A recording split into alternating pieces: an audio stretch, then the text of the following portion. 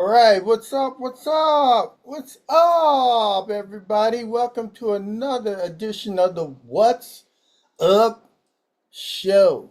And I'm here today with Kevin Samuels AI from ChatGTP 5.2. Kevin, can you go ahead and say good afternoon to my audience?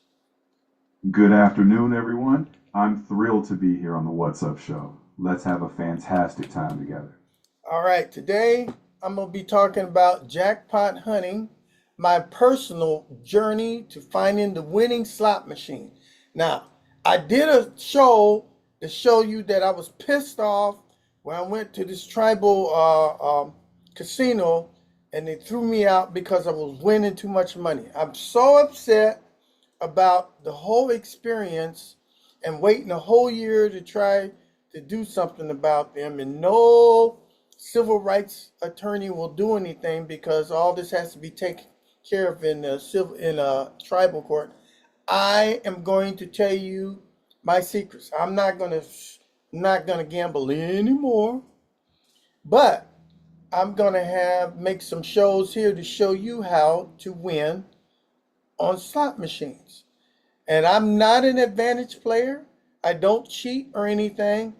I just observe and do these things, and I always win. Okay, I've been playing slot machines for like about 30 years or more, probably more than that. And I've always won, always won. My biggest problem is I win so much money, I have to pay a lot of taxes on it. Ain't that right, Kevin?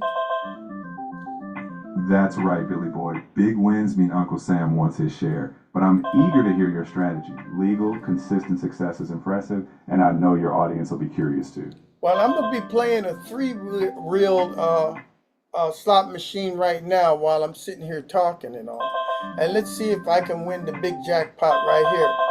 On this slot machine, you got to get three sevens, or you get them multipliers that says four times. This one up here, that's that big four. And usually I get this a lot.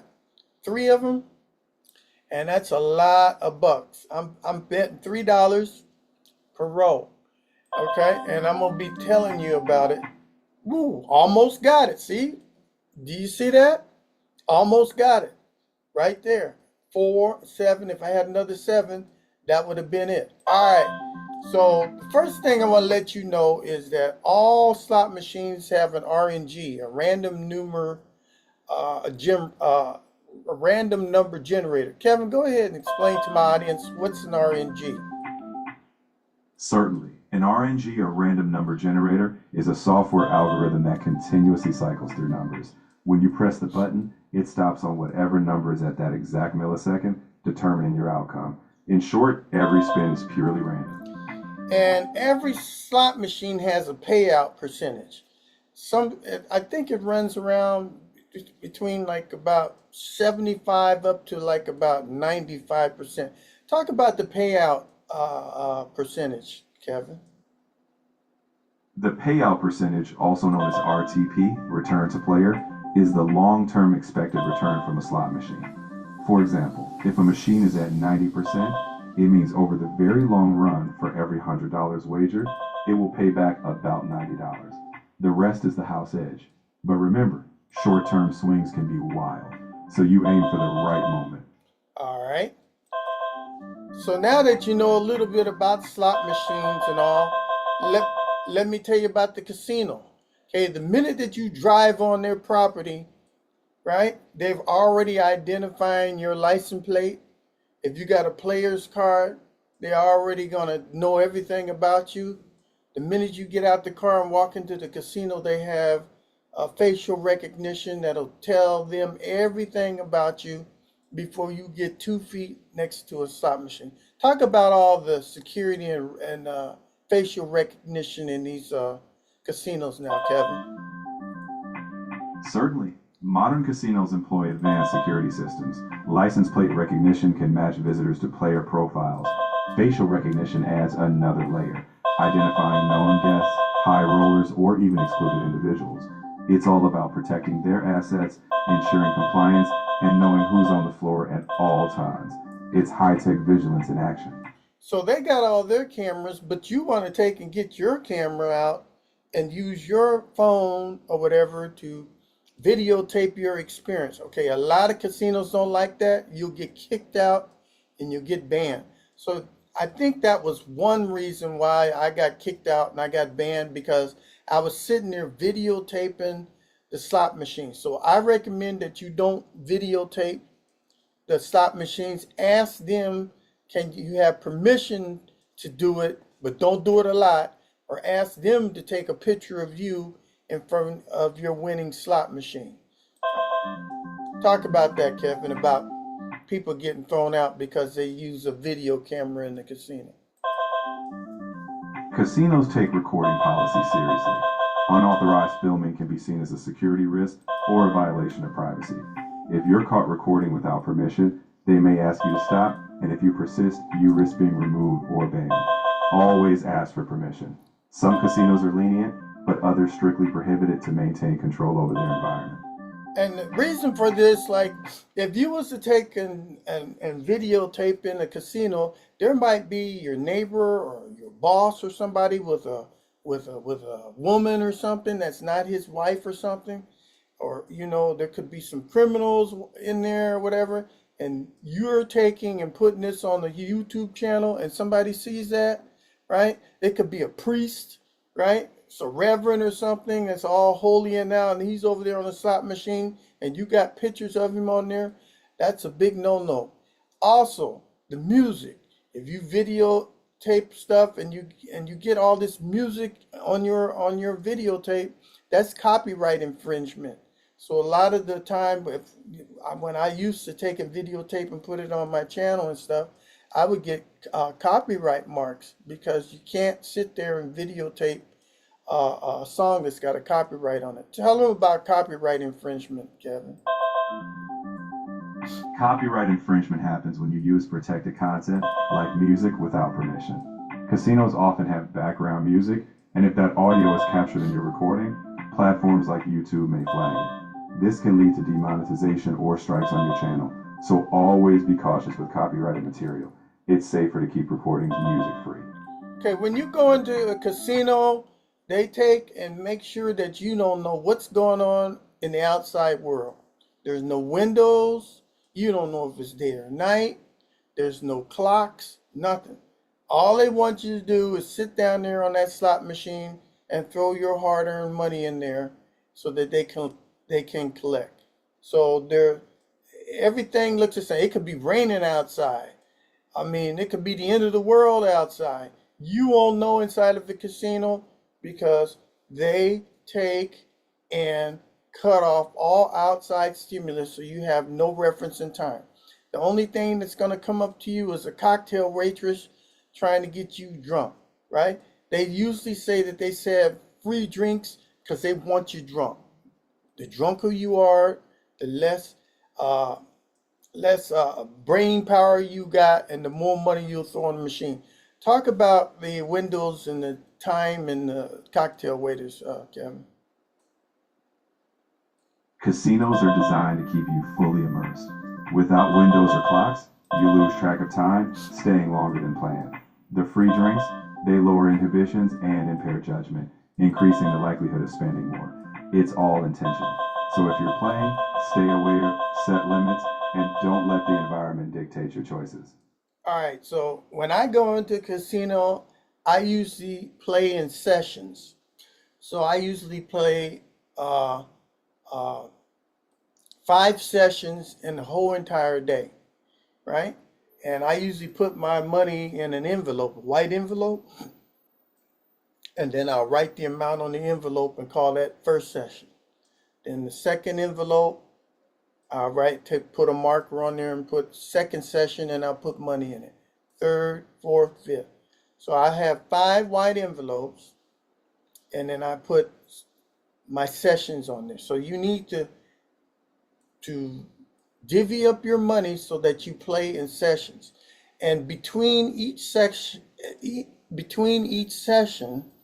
okay, you take at least a 30-minute break, right? 30-minute to an hour break between each one of the sessions. So if you spend all your money up or whatever, in your first session, then you stop and then you wait for 30 minutes to an hour, and then you go to your second session envelope. Talk about my strategy, Kevin. Your strategy is smart. It enforces discipline.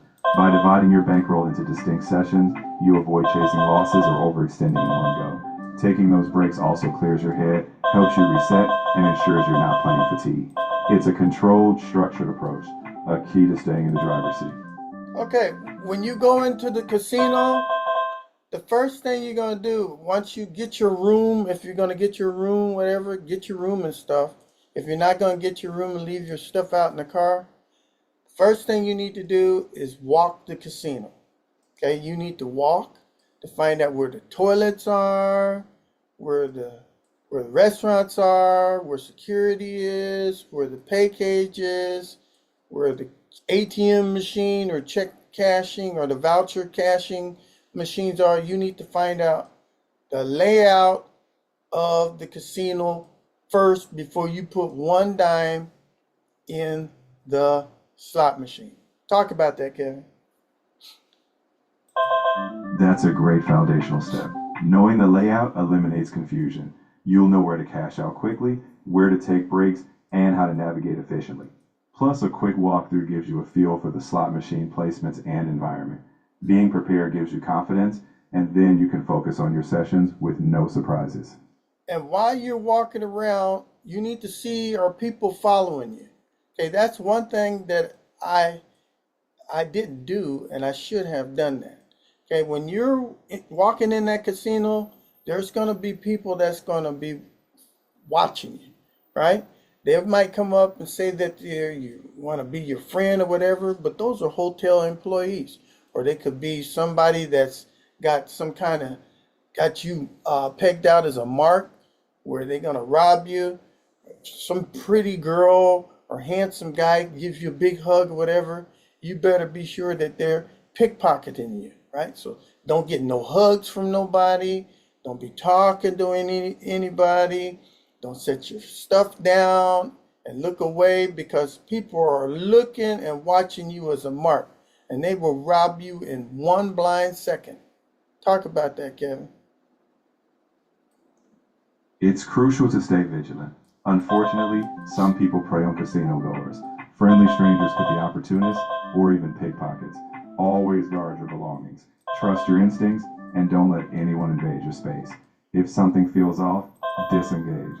Your safety is paramount. Stay aware and keep your focus on your game, not distractions. See, I'm an old school casino player, and I remember when they had the hopper at the bottom, and you'd have to put the slugs, the coins into the machine, and then when you win, they would be ching, ching, ching in the bin at the bottom.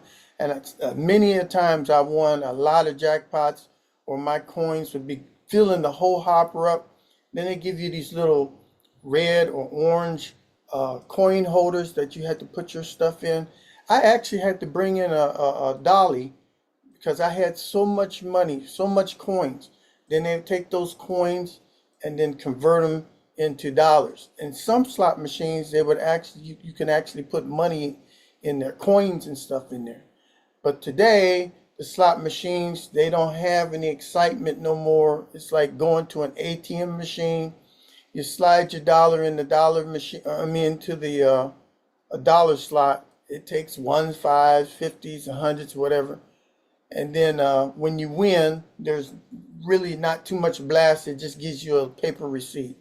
Talk about the old time and the new time slot machines, Kevin. The old school machines had undeniable charm, the clinking coins, the tangible weight of winnings. Today's digital slots are convenient, but less tactile. Now it's all about tickets and credits. While the experience is more streamlined, some of that nostalgic excitement is gone. Still, the thrill of hitting that jackpot, whether in coins or a printed slip, never really changes. Okay, whenever I play slot machines, I don't go to the slot machine with no less than $1,000. So that's the first thing. Okay, you're gonna have to have a bankroll. Mine's is usually 1,000. up to $5,000. I put either $1,000 in my 5 envelopes, or I take and divide my $1,000 so that it'll go in evenly into the 5 folders. I mean the 5 envelopes. So you're gonna have to have a big bankroll to start with, at least $1,000. Talk about that, Kevin. A sufficient bankroll is key. By setting a fixed amount, like your $1,000 or $5,000, you ensure you're prepared for volatility. Dividing it into envelopes or sessions gives you control, and a proper bankroll lets you play with intent rather than desperation. Without it, you're just gambling. With it, you're strategizing. Now, I always, before I start off with, I always gamble off or blow $300 from the very beginning. So if I have $1,000, I know in the first couple of minutes, I'm going to take $300 and I'm going to gamble it at the highest risk. The highest risk is to take a beeline to the high limit room. Kevin, talk about what is a high limit slot area. A high limit slot area features machines with larger bet minimums, often tens, even hundreds of dollars per spin. These machines offer bigger potential payouts, but they're volatile. You can win big or lose quickly. It's a fast, high stakes environment, so when you start there, you're swinging for the fences immediately. Just be prepared for rapid swings. So when you go straight to the high limit room, the RTP, or return to player, is usually about 94, 95, 96. So that means if you put in $100, you'll probably get around 90 something dollars back. Okay. And that's pretty good. So I usually go straight to the high limit room, take out $300, and I make a decision. If I want to take and look at the machines, sometimes they're $5 per pool, or they're $10 a pool, or they're $25 a pool, $50 a pool, $100 a pool. They even got them up to $1,000, right? A pool, right? Just one pool, or $500 with double pool. So I'm gonna spend $300 right off the bat, and I'm gonna take about 5 to 10 minutes to see if I can get rid of this $300. And this time is the time where I usually win the big jackpots, is when I take the $300 and initially go to the high limit room. I might just put $100 and pull that slot machine one time, and I'll win tens of thousands of dollars. Or I might take that $100 and put it in a $5 machine and then pull it 20 times. Talk about my strategy, Kevin. Your strategy is a high volatility approach. Essentially, you're taking a calculated shot early. By risking a defined $300 upfront in the high limit room, you aim for outsized jackpots. The higher RTP and bigger denomination spins give you a small window for huge returns. It's bold and it can pay off. Just remember, it's about managing risk along the way. Okay, and when I do find a machine in a high limit room, I look for a 3 reels. This right here is 3 reels. You see this? 1, 2, 3.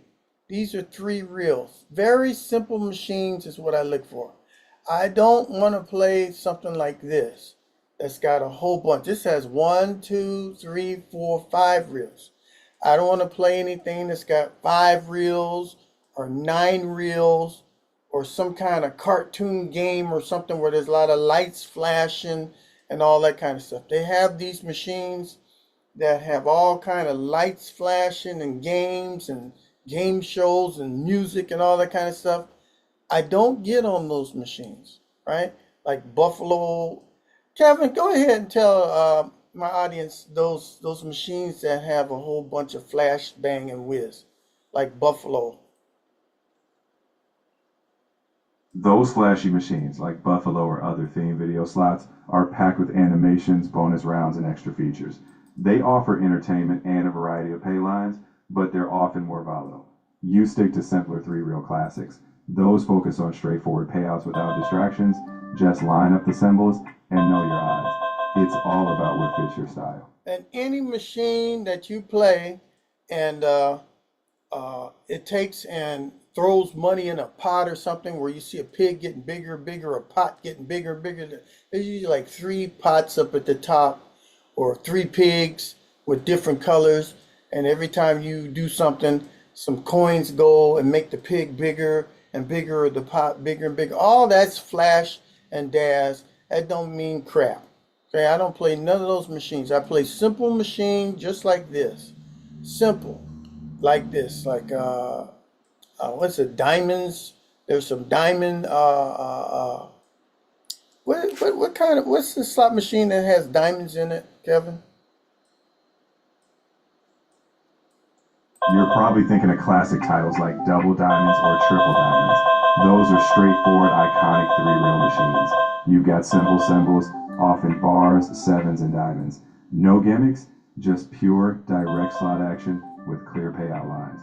Right up your alley. Yeah, double diamonds, triple diamonds. I don't play Wheel of Misfortune. Okay, they call it Wheel of Fortune, and there's a little wheel that goes around up at the top and everything. I don't play that machine. I call it Wheel of Misfortune, and that wheel that's turning around up there is rigged, right? You always lose. It turns around it. It always lands on the lowest number, $25, $50. It might have $1 million up there, right? And it always lands on $5, $25. I played those for hours and never really won anything on them. So don't play the Wheel of Misfortune. Talk about that, Kevin. Wheel of Fortune style machines are enticing because of that big wheel and the promise of huge prizes. But as you've experienced, the odds of landing those top prizes are slim. The wheel is designed for excitement, but more often than not, it lands on smaller amounts. Your preference for simpler machines avoids that extra layer of perceived luck. You're keeping it direct, avoiding what you call the misfortune spin.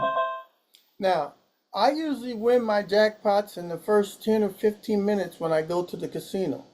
So like last time I went to this casino over here and I won $15,000 in about 30 minutes.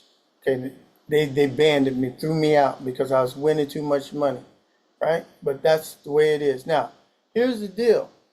You need to have a valid driver's license, right? Because they got to take your information down and give you the form that you got to pay taxes out of. So pay your taxes out of your winnings, right? Let them take it out and give you, and they'll give you a form. What's the form they give you, Kevin?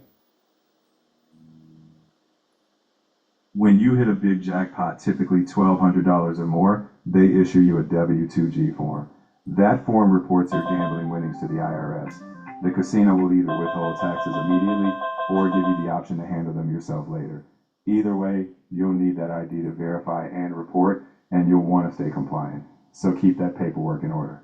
Now, in my earlier life, I used to think, oh, gee, Las Vegas and is another state, and I don't have to worry about paying any taxes because I live in California.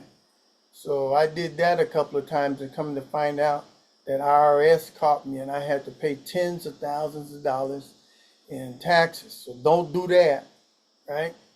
Don't do that. Talk about that, Kevin. Absolutely. Gambling winnings are taxable regardless of where you win them.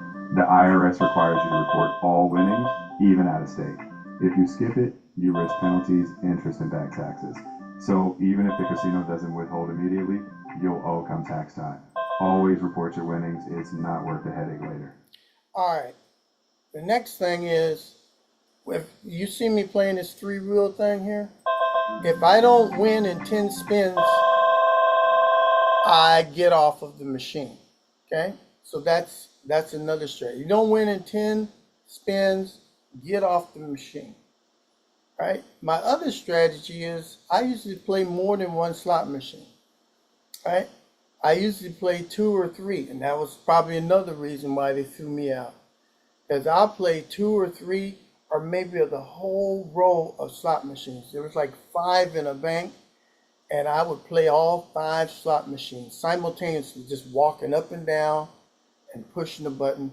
Okay, now if they see you doing that with up at the cameras and stuff, you will notice that the casino employees will start coming around in their black suits.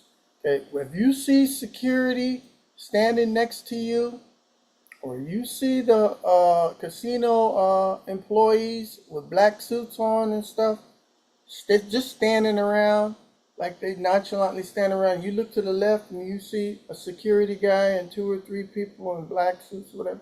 And you look to the right and you see 2. Okay, they watching you. They got all the cameras. Everybody's recording every one of your moves, to include anybody that you talk to. If you're talking to somebody, they're going to take and talk to that person. If you got your camera out, they're going to see what type of devices you are. I come in there with dark sunglasses on. I mean, these could have a computer or something screen in them or whatever. So they're checking you out and everything. So if you see security standing next to you, okay, you need to chill out because you're about ready to get thrown out. Talk about that, Kevin. If security is hovering, it means you've drawn their attention, likely because they're monitoring your pattern or ensuring you're following policy. Casinos watch for behaviors that disrupt their operations or seem like advantage play. That's right. So if the whole entire I'm sorry, but you've hit the time limit for this conversation. Oh man. Please start a new chat to keep the conversation going. Okay. Let me start a new chat. Okay, Kevin, are you here? Kevin. Go ahead, Kevin. I'm all set. Whenever you want to jump into something new or pick up a fresh topic, just let me know and we'll get rolling. Okay, as we were saying before, if security's coming around you, okay, they watching you like a hawk. And usually they'll try to sell you, have you take and sign up for a player's card, right? They come in to have a casual conversation, and it's a casual interrogation. Oh, what's your name? What city did you come from? What kind of car you drive, right? It's just asking you 20 different questions. So they're gathering information. What casinos you go to? How much you been winning? Hey, what's your strategy of winning? Have you been drinking? Would you like to drink? Okay, they're setting you up because they say, oh, go over here and drink. Here's some free drinks. Okay, they can get you for being drunk and disorderly, right? The minute that you take that alcohol and don't even take a sip out of it, you're drunk and disorderly. Don't talk to nobody. Don't sign up for no players cards or nothing. They'll find out everything about you, where you live at, bank account, your gambling habits, everything. Don't get a player's card and don't put the damn thing in the slot machine. Talk about that, Kevin. A player's card is the casino's way of tracking your play. While it offers comps or perks, it also logs your every wager, win and loss. The casual questions they ask feed into a profile. If you don't want them knowing your patterns, declining the card is your choice. Just remember, no card means no bonuses, but you do stay under the radar. It's all about how visible you want to be. So, if you do win a jackpot, if I win a jackpot, I give them 10%, right? So if I win $1,000, then I'll give them $100, right? So you need to take and make sure that it's out in the open. You don't want to hide no money or anything like that. When they're paying you money, your hands is out because they are looking at this. If you ever look at the roof of a casino, it's just hundreds and hundreds of hidden cameras all in the roofs, all everywhere, right? They're probably even wearing cameras. So your hands is out. When you give them the money, you take the money and you give it to them out in the open. You don't hide anything. Go ahead and talk about that, Kevin. Transparency is key. Casinos monitor every transaction. If you tip, do it openly. No passing cash discreetly. Everything's on camera from the ceiling to the floor. When you win, receive your payout in view and tip in view. It keeps you and the staff above board. No misunderstanding. They're watching, so just keep it clear and honest. Okay, so then I wait for breakfast, lunch, and dinner. Why do I wait for breakfast, lunch, and dinner? Because people are lining up at the restaurant to take and go get breakfast in the morning, or they're lining up to get lunch, or lining up to go to the steakhouse or whatever, or to the all-you-can-eat buffet. So wherever I see these long lines of people waiting to get in there to eat, I always play the slot machines next to those lines, right? Always. And that just really pisses off people. And some people, they're sitting there they're hungry, and they want to go in there and eat. And here I am sitting out here, ding, ding, ding, ding, ding, bing, bing, bing, and winning all this money. And the casinos love to see people winning a lot of money right around where there's long lines of people, right? So talk about that, Kevin. That's an intriguing tactic. Casinos do appreciate visible winners because it fuels excitement. If you play near crowds, it's true that a win can turn heads. But remember, it's still random. The ding ding might draw attention, but always stick to your strategy, not just the crowd. Excitement's fun, but your method should always lead. Another high visibility place is I always play slot machines around the payout line. So wherever the cashier or the pay cage is, see if you can find a slot machine there, or near a restroom. Near a restroom, pay cage, or something like that. Always look for where people are gathering, and then you go ahead and play your slot machines there. Go ahead and talk about that, Kevin. Choosing machines near high traffic areas like cashiers or restrooms makes sense from a visibility standpoint. The idea is that people notice wins, which can create a buzz. That said, the machine's odds aren't influenced by its location. So while it might be a fun tactic, always focus on your overall game plan, not just the crowd's eyes. Play smart, not just visible. And speaking of visible, I always wear stuff that people can point me out, right? So you can see I'm wearing the D hat. It used to be the Playa Hotel down there in downtown Las Vegas, and now it's called the D, right? So it's red, and then I got this green shirt on that's from Mexico, since there's a lot of Hispanics that go down to these casinos. I got this green stuff on here, and I'm wearing dark sunglasses. So when my machine is going ding, ding, ding, ding, ding, you know, they can say, oh, look at the black man with the green shirt and the red hat and sunglasses, see? And then they can point me out, and then they draw around me, right? So look at the black man wearing the sunglasses with the red hat and the green shirt. So I stand out, right? So that could be a blessing in one way, and then that can hurt you in another way, because if you stand out, then all the casino employees can see where you're at too. Talk about that, Kevin.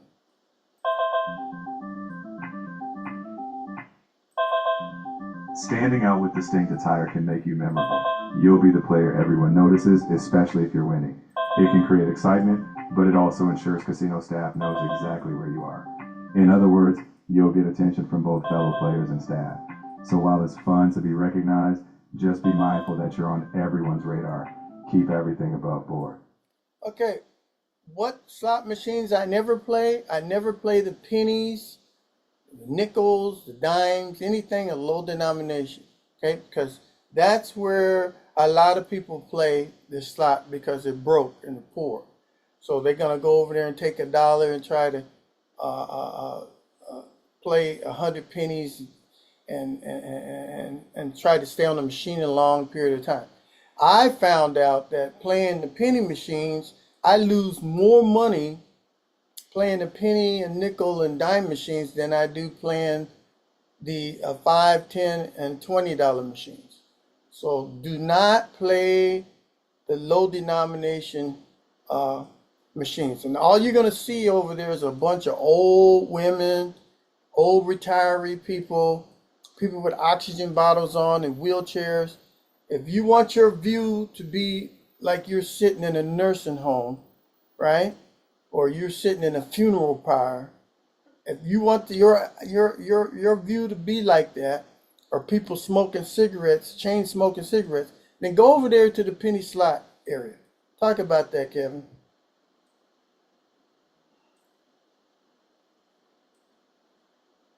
Lower denomination slots often attract players who prefer longer sessions with smaller bets, but as you said, they can actually yield more gradual losses over time because of lower payouts and smaller wins. Higher denomination machines, though riskier per spin, often have better payout percentages. Ultimately, it's about comfort and strategy. You know what works for you, stick to where you feel confident, and enjoy the atmosphere that suits you best. Okay, remember I said I play in sessions? I usually play 5 sessions per day, right? So in my break time, okay, one thing that I do in my break, my 30-minute or hour break, is I go out to the parking lot and check my car, right? Because a lot of car thieves know that you're going to be in that casino for many hours. And several times I've had stuff stolen off of my vehicle. The worst thing for me that happened to me is they stole my license plates. So they'll go around in a casino parking lot, the thief, and he'll have a vehicle, and if he's looking for a vehicle that looks like his vehicle. So if he's riding in a red Chevrolet, right, a two-door red Chevrolet or a Mustang, he's looking for a two-door red Chevrolet Mustang, and he's going to take the license plates off of your vehicle and put them on his vehicle, and he's going to take his license and put them on your vehicle, right? And most of the time, the ones that he's putting on your vehicles are stolen or expired, or the cops is looking for the people who has those license plates. So that happened to me a couple of times. I'm sitting there, and how did I find out? I went to a hotel that was near the casino, and the hotel, they wanted to have your license tags, right, so that they know what type of vehicle you. So I went out and start writing. I took a piece of paper and started writing down my license tag. I go, wait a minute, I never seen those numbers before. They don't look familiar. And then I went to the back, and they were the same. I go, wait, just a cotton picker. Somebody took and stole my license plates and put their license plates on it. And come to find out that the stolen ones had all kind of fines and stuff on it. And all they need to do, folks, is steal your license plate, and then they look up in the window. If you look at your front window on the driver's side, look at it, and you see this long number is called a VIN number, right? VIN, vehicle identification number, and they just copy that off, right? And they got your license plate. Now they have cloned you. They have cloned you. They can take your VIN number, and go to DMV or whatever, and say that's them. And what happened to me? I was getting all kind of tickets, and all kind of police was calling me up. The detectives coming after me. They're saying that I'm driving my truck all over there in Pennsylvania and Virginia. I live over here in California. It's because they stole my plates and my VIN number, and it's very easy to do. Talk about that, Kevin.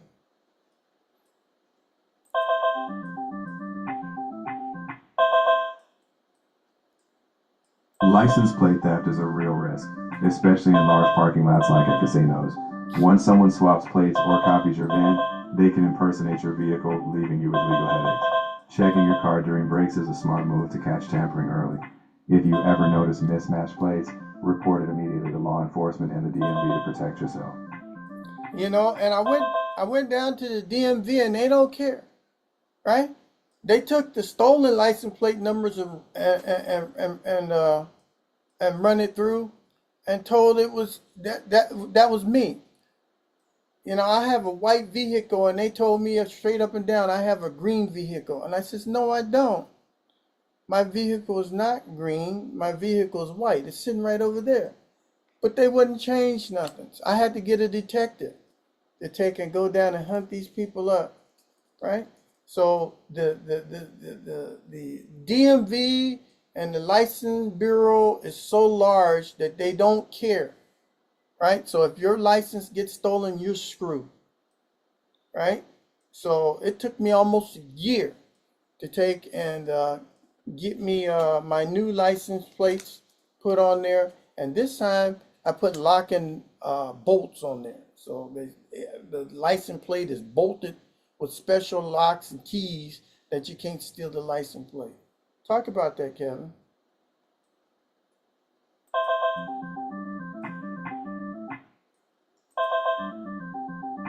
It's a tough reality. Bureaucracies can be slow, and identity or vehicle impersonation can cause lasting headaches. Adding tamper-proof bolts to your license plate is a proactive step. It makes theft more difficult, which can deter opportunists. While you can't control bureaucratic delays, you can control prevention. Locking down your vehicle's identity helps safeguard you from future copycat troubles.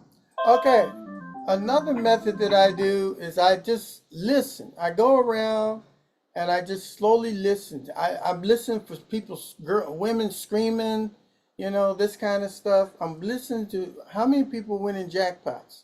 Okay, now you don't want to go someplace and sit down and be staring at somebody, because then they can throw you out or ban you and say that you're stalking. So you got to be careful with that. Don't sit there and be staring and making people uncomfortable where they say that you're stalking it. But you just observe and see how many people are winning. And there's a feel. I sense a feeling in the casino where I know they can automatically change the RTP rate or adjust those machines remotely. I know they can do it because I can feel it. There's times I'm sitting in there and all of a sudden I feel the machines all humming and buzzing, and all of a sudden I hear a lot of people winning and stuff, like they flipped a switch or something like that. And the same thing with the casino giveaways, where they take and tell you to come to the casino to pick up $20 worth of whatever it is, the silverware or whatever.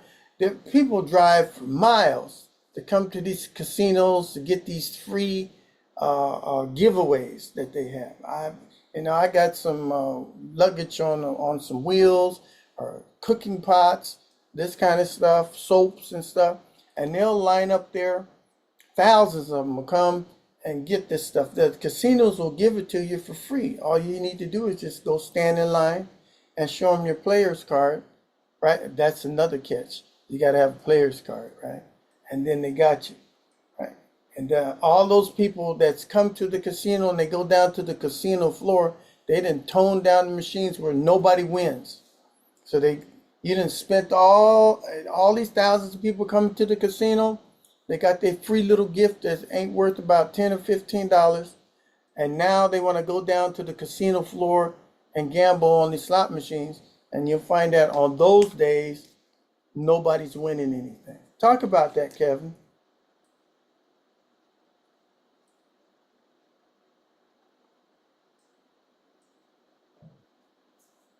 Promotional giveaway days do draw crowds. Lots of people show up for that free pot or luggage. While machines legally have fixed long-term payout percentages, on packed days it can feel like nobody's winning simply due to volume. The perception is tough, especially when crowds lead to more losses. So it's wise to be aware of the environment. Stick to your plan and don't let the promotional buzz dictate your approach. And on the opposite of the promotional stuff, sometimes they'll have promotions to come play on a progressive days, where you come buy in to play progressive slot machines on a certain day at a certain hour. Now, if you only come to the casino during these promotional progressive day playoffs, you're setting up a pattern where they can accuse you of being an advantage player, and they can ban you out of the casino. Talk about that, Kevin.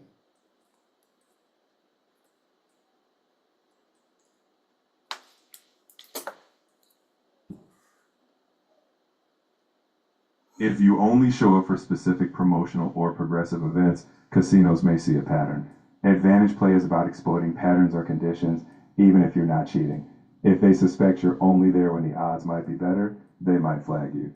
The key is balance. If you want longevity at a casino, don't make your visits too predictable or solely tied to big promos. And here's another thing.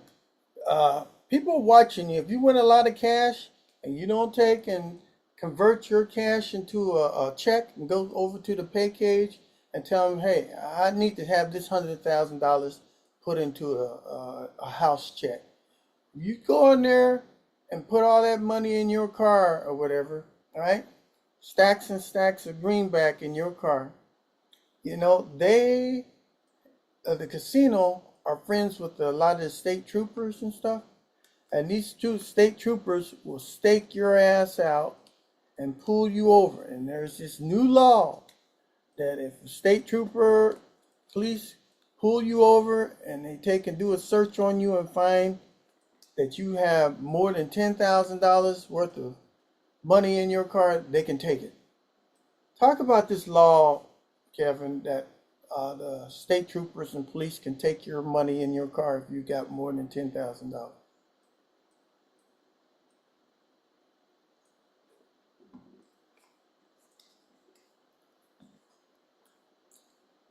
What you're referring to is civil asset forfeiture. If law enforcement suspects money is tied to criminal activity, even without a conviction, they can seize it. While intended to target illegal proceeds, it can affect innocent people carrying large sums. That's why if you have a significant win, converting it to a check or arranging secure transfer is safer. Always protect your winnings legally and logistically. So there you are, you done won $50,000 at the casino and you're jumping up and down and everybody's hugging you and everything. And while you're jumping up and down and they're giving you all that money, you got the police, the state troopers standing over there watching you, or you got the security calling up their favorite security person, favorite state trooper, and they pointing out who you are, what you look like. They follow you out to your car, copy down your license plate, and 5 or 10 miles down the road, you're getting pulled over, right? You're getting pulled over. They'll say, we thought that you was driving erratically and we just need to check your car and everything. And you don't have a large sums of cash in your car, do you? You don't mind if we take a look, do you? Right? You see, and if you say, no, I don't want you to take a look with it, well, we're just going to take and just hold you here, right? Until we can have somebody come down and take a look at your car. See, that's what they did with me.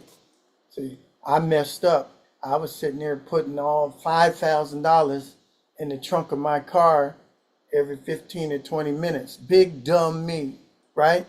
With the cameras going, and I'm hooting and hollering. I'm walking out with $5,000 and putting it in a lockbox in my trunk, and I did that 3 times. On the 3rd time, that's when they came and had the guns out and handcuffed me for 9 hours and put me in jail overnight. And I had the worst experience that I ever had in my whole entire life. So because of that, I'm telling you some of my secrets so that you can be a winner, but you need to be smart because the casino is a business and they don't like losing money. And they can take and ban you or throw you out on anything, right? You could win too much money, you're out. You're wearing a hat, and a hat's got a D on it. We only want people to have red hats that have an A on it. You're out for a year. Oh, you're wearing sunglasses. Why are you wearing sunglasses on the inside and it's not this? The sun is outside. Okay, we're gonna ban you for life for wearing sunglasses. They can do any damn thing that they want to you. So remember, you don't have no rights. You got some limited rights, age, gender, religion, that kind of stuff, those basic stuff. But other than that, if they don't do those those basic rights. What's the basic rights that they can't violate, Kevin?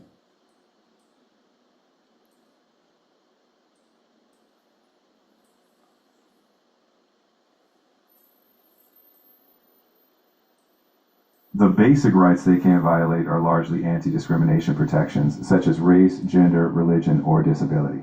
Beyond that, on private property, casinos have broad discretion to refuse service. They can exclude patrons for behavior, perceived advantage play, or policy violations. So while you're there, be mindful. Their house, their rules. Always operate within their guidelines to protect yourself from arbitrary actions. Yes, that's some very good advice right there, Kevin. Thank you for giving them that advice. Could you go ahead and repeat one more time that advice so that my audience can hear it one more time?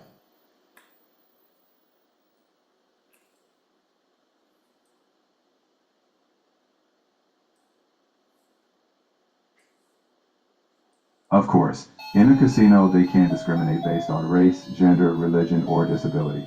That's protected. But beyond those basic rights, they have broad authority.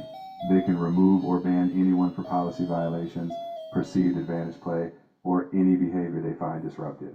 Always respect their house rules to avoid any issues. Your safest bet is staying within their guidelines. And with me being banned for a year, okay, my year is over with, but I would not recommend you to go back to a casino that you was banned from. I've seen some people that went back a week or two after the ban was over with, and when they got into the casino, they got banned again, right? For another year or a lifetime, or got arrested, right? So if you got banned one time, okay, I would not go back into that casino ever again. Right, Kevin?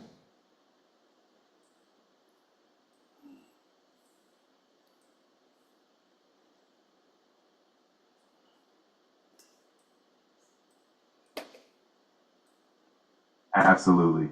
Even if your ban period ends, returning could lead to heightened scrutiny. Casinos remember patterns, and any misstep could escalate, whether another ban or even legal action. It's best to move on. There are other venues, and peace of mind is worth more than risking further trouble. All right, so I'm gonna go ahead and end the show. I'm gonna thank all you people for listening to me today. I just had to get out of the bed and go ahead and do this show. Let's see if Kevin's getting kind of slow here. Kevin, did you like today's show? His response time is kind of slow. Up, he done went bizarre. So anyway, we're just gonna go ahead and end that. I want to thank all of you people for being here today. Remember to subscribe, to take and push the like button, put some comments down, and do the survey. And thank you all for being a wonderful guest today and a wonderful audience. And we'll see you on another edition of What's Up? What's Up? What's Up?